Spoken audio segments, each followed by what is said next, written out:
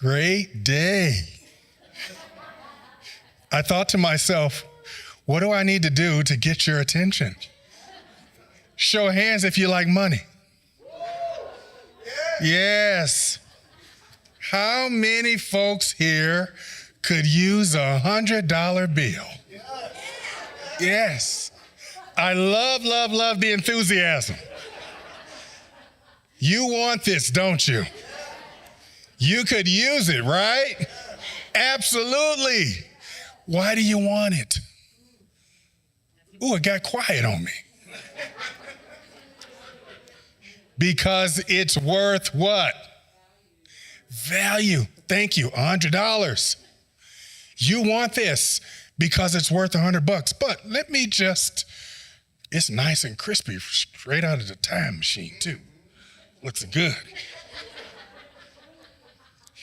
But what if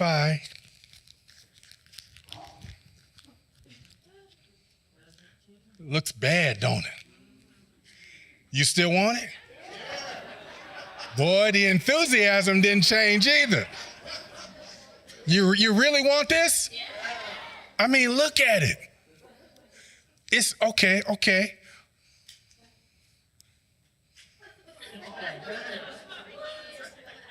Now it's all dingy. It's probably dirty. It's probably dirty before I did that, but it's dirty. You still want this? Why?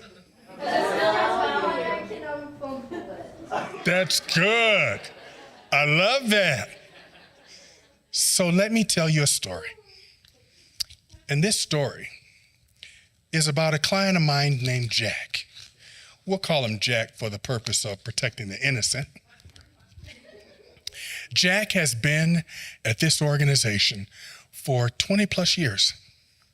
Jack started many years ago as a tech consultant, and over the course of the years, Jack did everything he was supposed to do that allowed him upward mobility inside the organization. And what Jack did, he allowed himself to grow. Jack became the supervisor after several years, and through his hard and consistent, diligent work, Jack became promoted to manager. And that continued growing and growing himself and doing every single thing his employer told him to do. He had completely taken on the persona of the organization. Wherever they needed something done, Jack was there. This landed Jack all the way up to Director of Operations. And now Jack's Director of Operations. He loves the title. He is doing great work. Jack is on top of the world. Then the organization decided we got to do some restructuring. We have to go in a different direction. We've taken on a different path, a different agenda.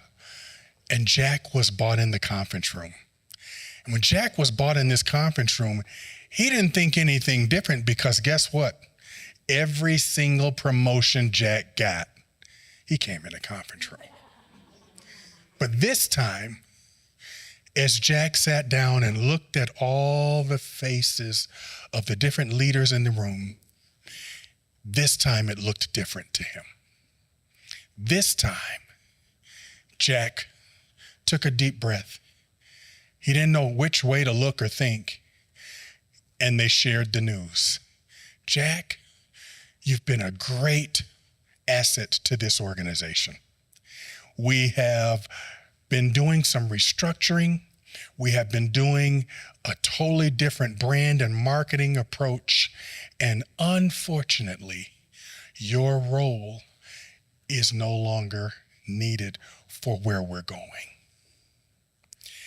And Jack bowed his head, and he's looking in total disarray because, like I said, Jack did everything he was supposed to do right by this organization. And I'm willing to bet I got a couple of Jacks in here who have found themselves in the same or similar situation. And so as Jack was standing there, sitting there, and he looked up, and he's looking down, and he looks up and he says, "What do I do now? This organization is who I am. This organization is my identity. This organization is my value. It's my life. I don't know what to do. I've given 20 plus years to the organization and I don't know what to do now." And so I challenge each and every one of you today that some of you may have been in a situation just like Jack is. And you found yourself creating an identity that aligns with the organization. You may have showed up and did everything that Jack did. And somewhere in your professional journey, you lost sight of who your value was and who your identity was. And so I want you to never, ever make yourself the low-hanging fruit in any situation that you might be in, where you are in a position where you don't see who your value is. Because just like I showed you this $100 bill and you all were geeked because this $100 bill doesn't lose what? So what I would lead to each and one of you today is that you don't have to become valuable. You already are. And every last one of you in here is worth a whole lot more than $100. Thank you.